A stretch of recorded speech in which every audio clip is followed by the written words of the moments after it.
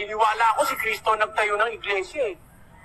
Hindi po ako to. Wala naman ako sinabi, hindi ako naniniwalang si Kristo nagtayo eh.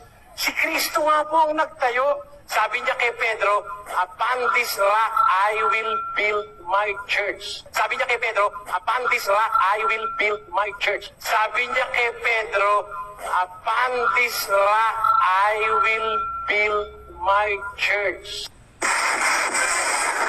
Let us now analyze the sentence.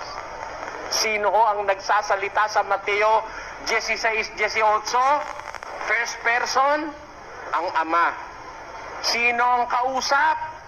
Si Pedro. Sino ang third person, yung bato? Si Kristo. Kaya tama-tama eh. Sinasabi ko, first person.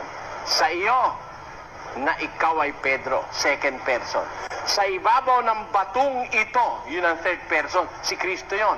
Itatayo ko ang aking iglesia.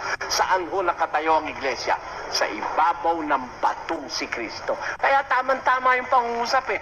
Ang Ama nagsasalita, ang Ama nagsasalita, ang Ama nagsasalita, ang kausap ay si Pedro, at ang batong pagtatayuan ng iglesia ay si Kristo.